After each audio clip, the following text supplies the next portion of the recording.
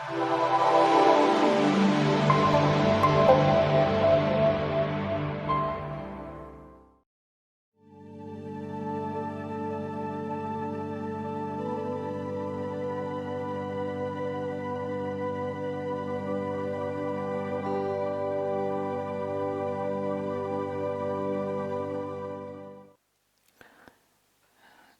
is the time Theravada Buddhist monks conclude their 3 months Rains training. Of course, when we say Rains training, Rains is in Asia, and Buddhist monks are supposed to stay in one place at least for 3 months. In Europe, it happens to be the summer. And in Australia, the winter. Of course, in Asia, it's rainy season. The reason Buddhist monks were asked to stay in one place, I will explain a little bit later. Then, related to that, if one observes Theravada Buddhist communities, there is another practice at the end of the Rains-retreat. People hold a ceremony of robe offering, katina or katin. That's another ceremony related to this Rains-retreat. This is something that Theravada Buddhist practitioners know. But there is one other important practice that only Buddhist monks and very few lay people are aware of its significance. That happened exactly on the day the Rains retreat completes. Katina, the robe offering, of course, can take place any time within 1 month after the completion of the Rains retreat. So,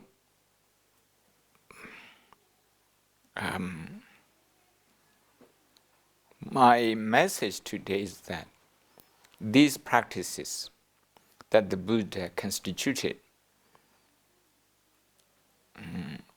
for the monastic communities they have the intention of teaching monastic community members to live in harmony. It's a practical learning. So this is the message I'd like to give today.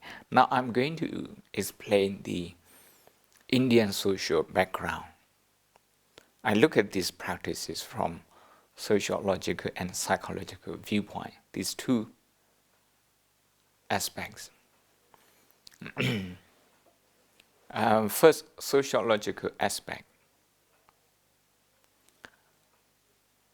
I think the Buddha would prefer, Buddhist monks wander around and live in different places, not dwelling permanently in one place. And it was possible, quite easy, I should say, during the Buddha's time. We had more forests, more trees, more animals than human beings. Now, with the growth of population, it's hard for Buddhist monks in some countries to find a forest to live in. It's difficult. And in countries where there are some forests, But there are civil wars, for example, in Myanmar. Again, it's difficult to choose a place to live as a forest monk. So when people talk about forest monk, actually they live not very far from the villages and in monasteries, well-established monasteries. We also have forest monasteries in England. Okay, not that monks live in isolation, in solitude, alone, like during the Buddha's time, without permanent dwelling. I said earlier that the Buddha would have preferred Buddhist monks to travel most of the time. Because we saw, newly ordained monks, they learn meditation from the Buddha. And then they went away in search of solitude to put the practice into use, to put the teaching into practice.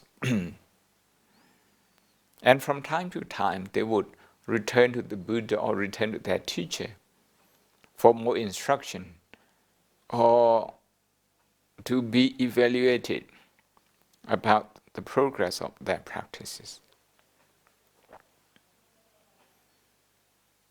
And one other evidence is that in the first year of the Buddha's teaching career, the first year after his enlightenment, after he had gathered 60 monastic disciples, and after they all had become enlightened arahant, he sent them away. Telling them that you should go away, sharing your Dhamma knowledge, Dhamma practice, your peace of mind, your worldview with as many people as possible. And no two monks should go on the same journey, meaning you should go alone. So he also went alone. He returned to Bodh Gaya, then Rajagha. And 60 other monks, they also went different ways to 60 different directions.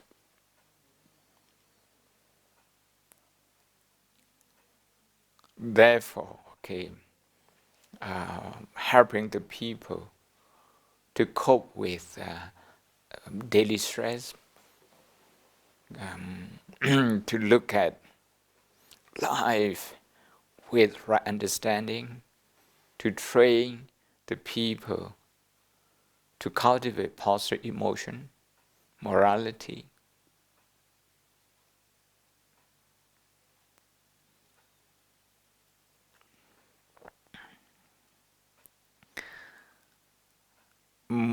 Being on the move all the time has a lot of benefits, because if we move very often, we don't gather many things, we don't collect many things. These days, if we travel from country to country, we only take 20, maybe maximum 30 kilos of luggage. Anything extra, we need to pay for excess luggage. So as a result, I remember moving from monastery to monastery for study. And we don't have many belongings. We didn't need to. And then when I moved from country to country, from Myanmar to Thailand, then to Sri Lanka, then to England, the time I moved, I remember vividly. One luggage is enough. The rest, we all had to leave behind. Meaning they were not essential. We can do without them.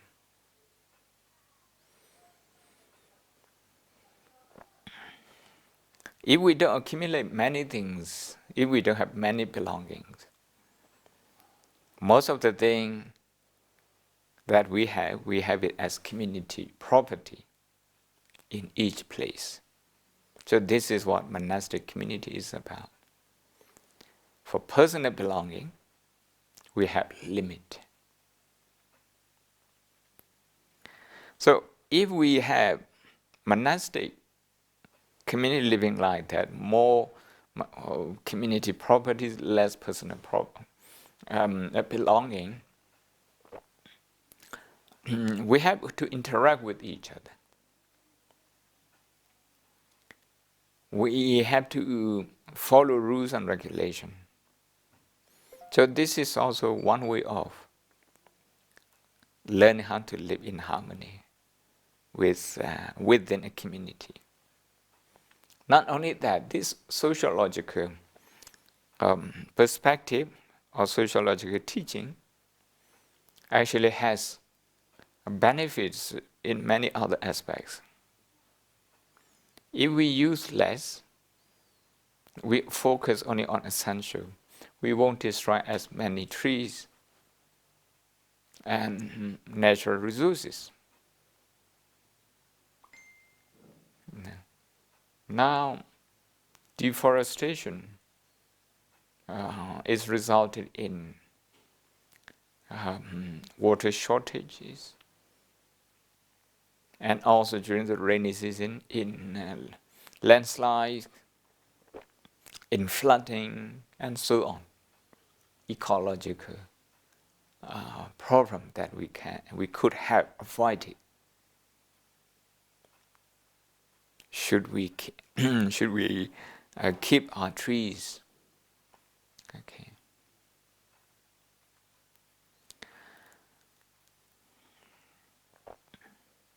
Then moving around means Buddhist monks, they come into contact with different cultures. In one sutta, the Buddha just show the benefit of his moving around, that he learned many languages from many cultures. For example, arms bow. Okay, he knows many languages how to call a bow. That's in the Majjhima Nikaya. And if we move around, interacting with many people, actually, we have more respect to their culture, way of life, belief systems. Widely traveled, widely read people, usually they are more generous, they are more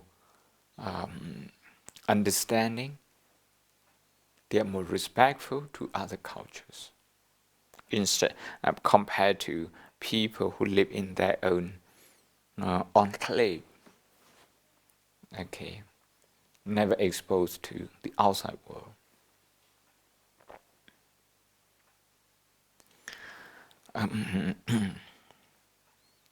But being on the move most of the time has its own downfall as well, especially 2,600 years ago. There were no proper roads. Forget about motor cars. There are only more than 100 years old. We are talking about 2 millions, 2.5 millenniums, 2.5 millenniums ago. Forget about train and playing. So we need to go back to the time during the Buddha, where people, cultivated, and the land they cultivated on may be used as a road by traveler. Okay, other times when they have no crops. But in the rainy season, when people do cultivation, that means some of the roads would have disappeared. So that kind of environmental situation that was there. These days we don't have that. We have proper road marked, built, and put on the map. We can Google it. So during the Buddha's time, when Buddhist monks traveled during the rainy season, during the cultivation of crops, they obviously step on and perhaps destroy a bit of the plants, the crops. That brought criticism from the farmers. They said, look, Buddhist monks, they're everywhere. They step on our plants, our crops. Why aren't they stay in one place like other ascetics? Because in India, other ascetic communities at that time, they already observed the practice of staying in one place during the rainy season. So this, for this ecological and sociological reason, the Buddha laid down the rule that Buddhist monks should stay in one place during the rainy season. For ecological reason, and also to avoid conflict with the farmers. This is for sociological reason. But the Buddha, when he laid down this rule, he actually went beyond the original cause of environmental concern, social concern. He looked at the incident positively, and he said, if monks live together in one place for at least 3 months, they would learn how to live together. Not just among themselves, the monastic community, but also with lay people whom they depend on for their upkeeping, like alms and robes.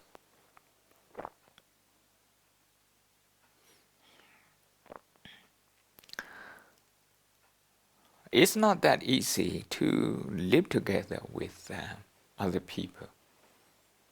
Even if you are all Buddhist monks, Buddhist nuns, it's not that all easy. People have different like and dislike, have different inclination.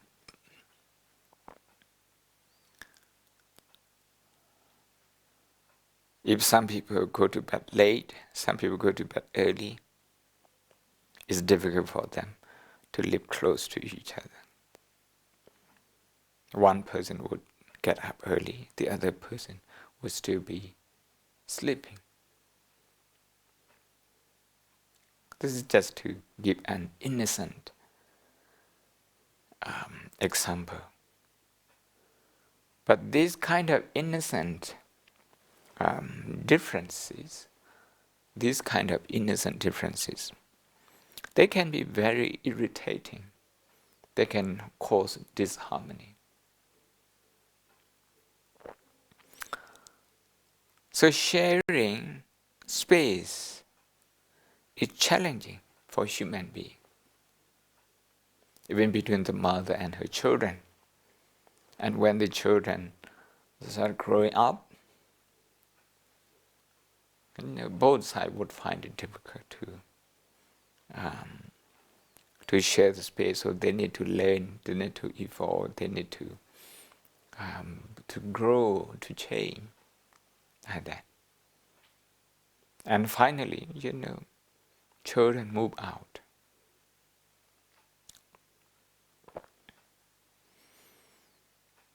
But in the monastic community, because we can benefit each other and we benefit from each other by being in a community like this. We learn from each other, we support each other. That is why it's very important to live in a community.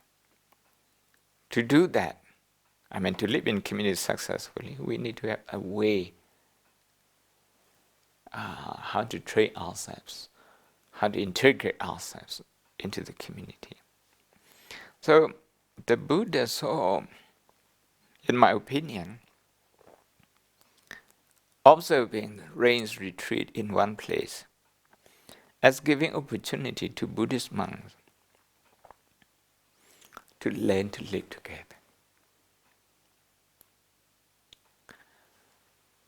When we learn to live together, some people may be a bit more talkative, some people may be less talkative. Some people would like to do more meditation, some people half meditation, half reading. And some people would be more social. So, all sorts of personalities. Because of this, in the first 20 years after his enlightenment, every fortnight, the Buddha would repeat the same teaching to the community of monks.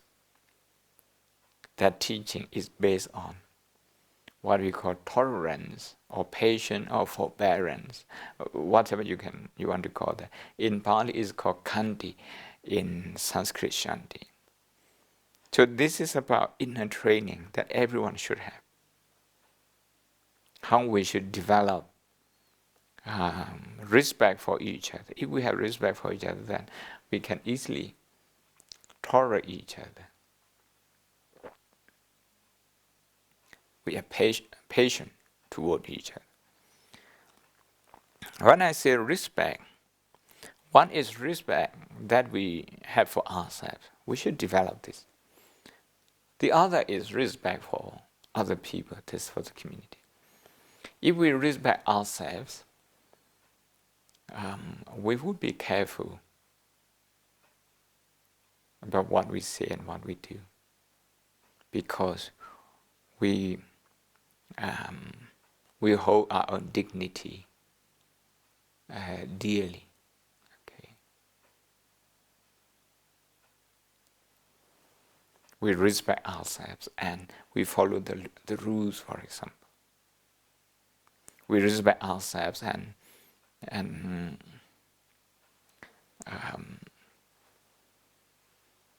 we try to live with other people properly. And of course, we can also look at respect from a different point of view. That is respect that we have for other people, meaning we care about other people's feeling, emotion, their welfare and well-being. That respect also helps us to live in harmony. To develop patience and to live in harmony.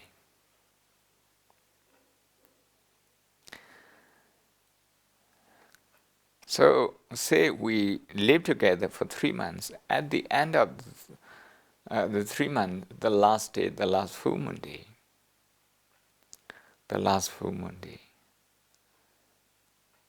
all the fully ordained monks have to come together and then perform, I don't want to use the word ritual, perform a ceremony, shall we say a ceremony? A ceremony where everyone, from the most senior monk to the most junior monk, okay, everyone, we have to say individually that they invite constructive criticism from their fellow community members. This is an easy thing. So this is to practice humbleness. This humbleness is possible if we respect ourselves, if we respect other people.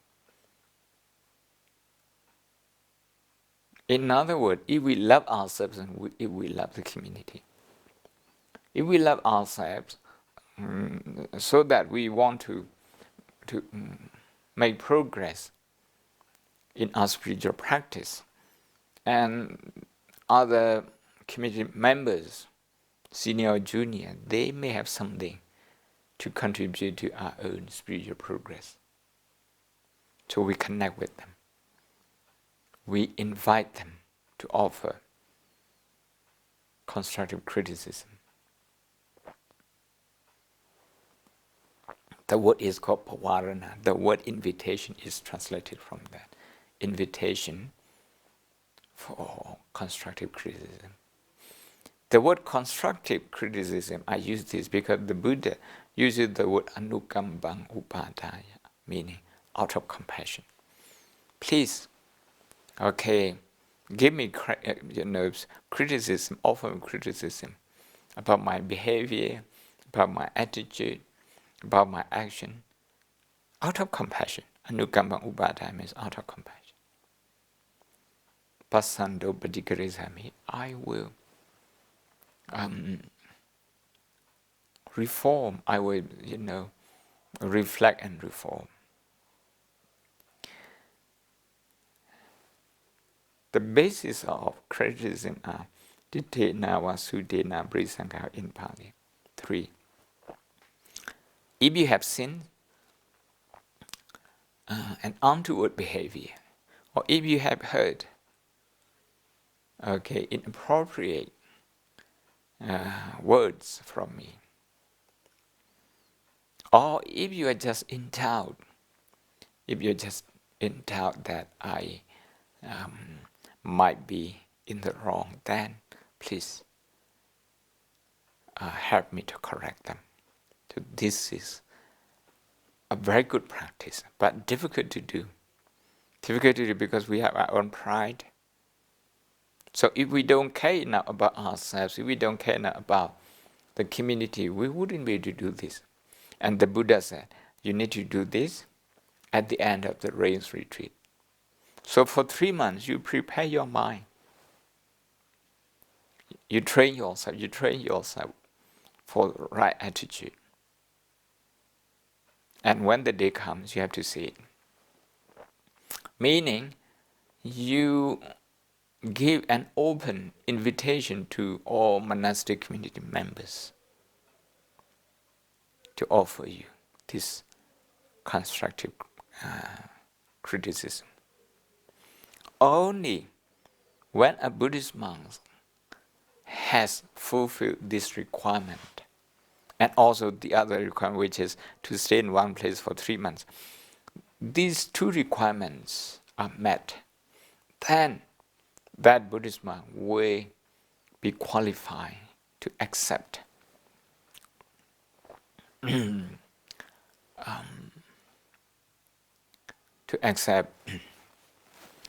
the robe offered by lay people, what we call katina robe.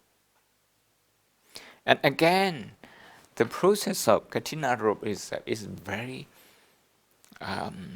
important, very interesting. It helps us to live in harmony as well. But not if you look at the way people get their clothes, okay, these days.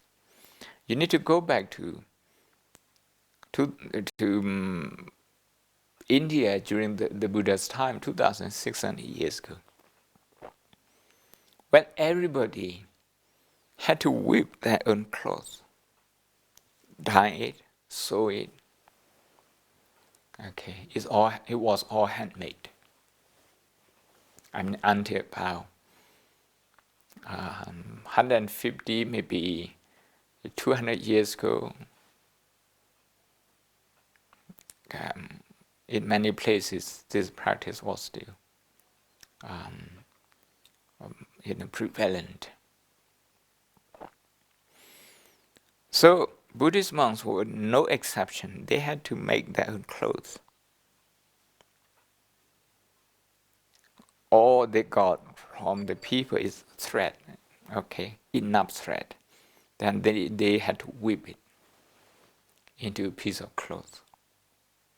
The Buddha said, okay, the time allowed to look for materials to make robe is given 1 month.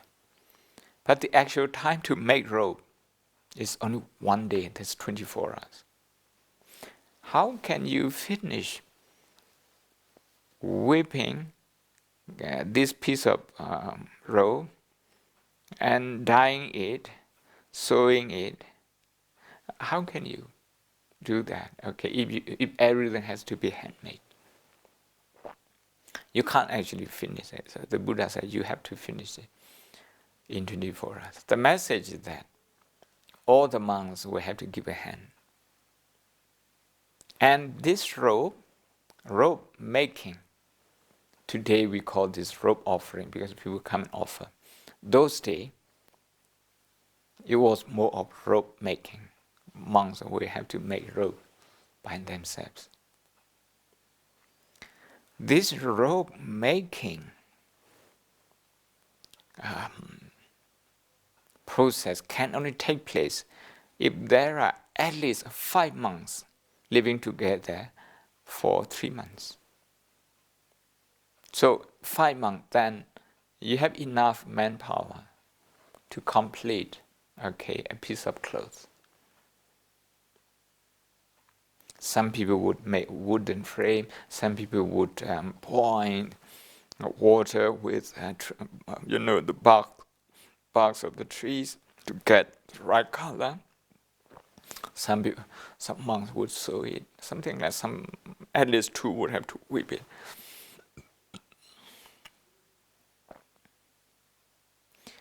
Only 1 piece of robe, but 5 monks are working on it. Who will get it? The rule laid down by the Buddha is that the one who is in most need of this robe. Meaning, if his robe is most worn out, then he would be the person who receives it. So it's based on need. It's not a lottery. Okay, it doesn't go with the lottery system. It goes with need, based on need.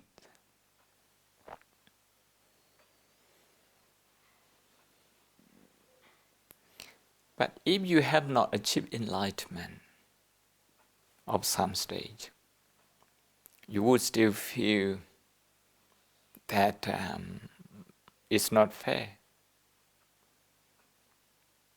Okay, because you are also in need of robe.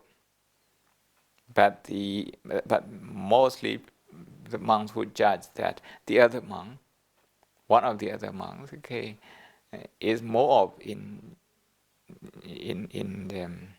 the urgent need of this piece of rope,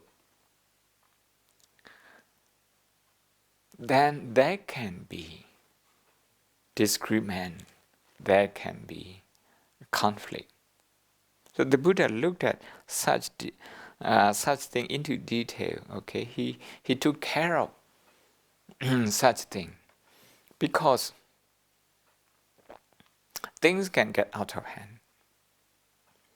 You have sibling rivalry in families, where 2 siblings, 3 siblings, 4, 5, 6, 10 siblings. Okay, although they are blood related, they cannot rejoice in each other's making progress sometimes. Instead, they look at each other as rival. And they would tell their parents, okay, Mom, Dad, you don't love me as much as this one, that one, that sort of thing. So the Buddha said, all along, in addition to tolerance, in addition to respect, now you need to develop joyful feeling, what we call mudita. To develop this one. So once that particular piece of rope, what we call katina rope, is given to a chosen monk because of his dire need, he will have to declare among the community to thank them and also to ask them to rejoice in his receiving of that robe. And the other monks will have to openly declare that they are very happy that he has received this robe. I let to recite in Pali so that you have lay people, so that you can see how simple is it. Atatam pande sankasa katina dhammiko katina taro anumodami. Members of the Sangha, the katina rope process has been complete. Okay, rope making, rope distribution, decision making, choosing the receiver, everything has been complete. Atatang pande. And it has been done justly, dhammiko, justly, lawfully. Now the robe has been offered to this monk. I rejoice in the process, and also I rejoice in him receiving this piece of robe. We have to declare like this. If we declare like this, the Buddha said, any monk who has been part of this kingdom process will receive benefits of relaxation of some of the Vinaya rules. They are related to how we interact with lay people. Some of the rules are relaxed. And on travel, okay, on these 2 themes, the Buddha relaxed those 5 rules.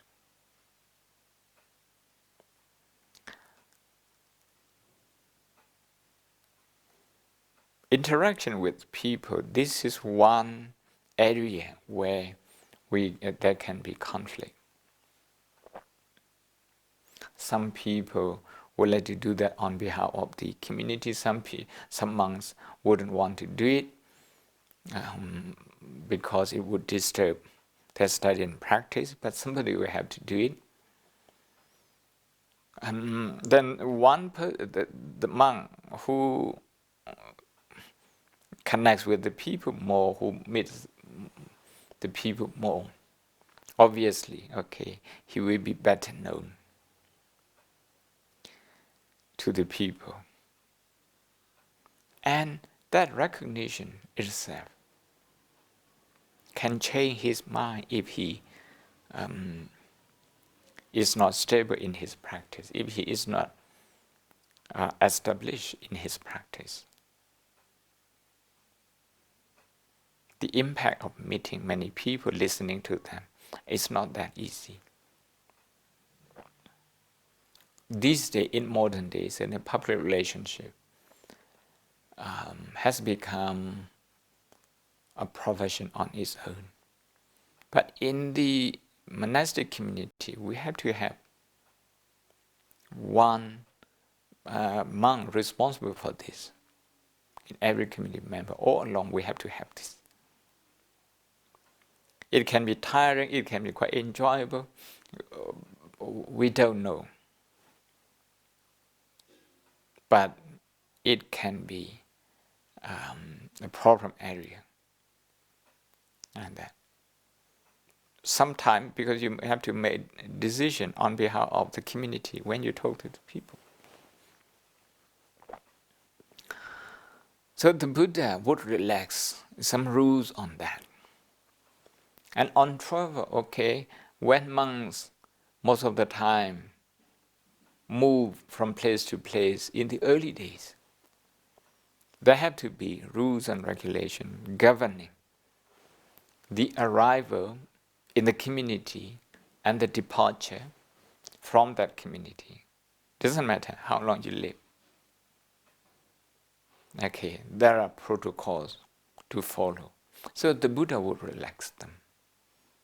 If you have gone through this process involving living in the same place for 3 months with other monks, as we call Rains-retreat, the second one at the end of the Rain-retreat, to invite other monks to offer you criticism for your shortcoming. The third one is to make robe together and offer it to one monk who is who needs it most. So you can see all along the Buddha wouldn't shy away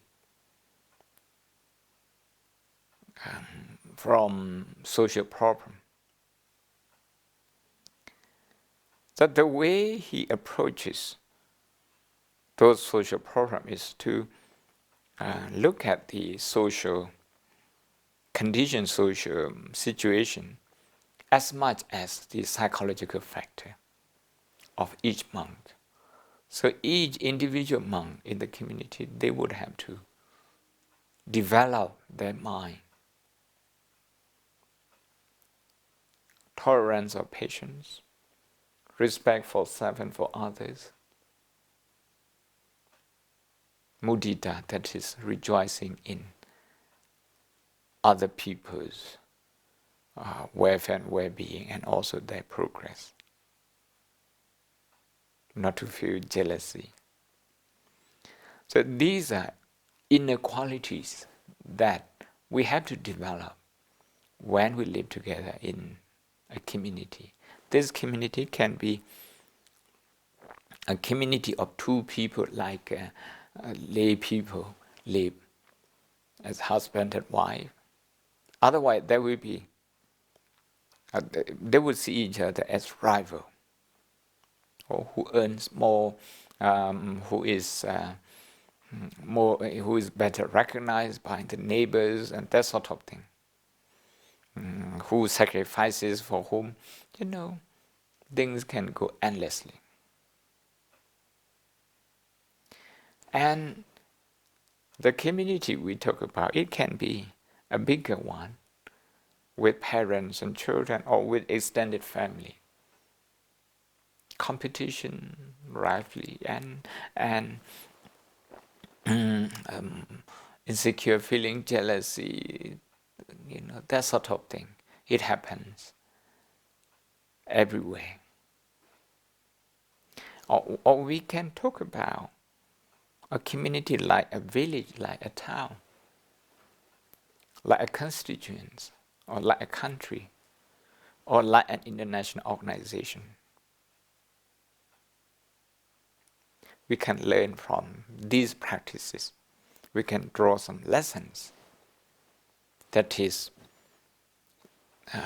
there must be provision for emotional growth, what we call in psychology, growth psychology. Learning process, growth psychology, there must be that provision. And also, the other one, there must be a provision that takes care of material needs, like in the robe making, the material needs, okay, is being taken care of. And we also, sociologically, we need to create a situation where people, we have to live together. We have to live together. Otherwise, if people cannot live together, they will have to spend more, and they will need to cut more trees. They need to use more of the natural resources. If that's the case, what about future generation? Are we depriving them of their sources? Are we using to the maximum during our generation without thinking of them? So these are the lessons that we get from these practices. I hope you get some thinking through my explanation, and I hope my interpretation of the teaching of the Buddha is helpful to you. So may all of you be well and happy. May you be part of developing a happy, peaceful and harmonious community wherever you are. Sadhu, sadhu, sadhu.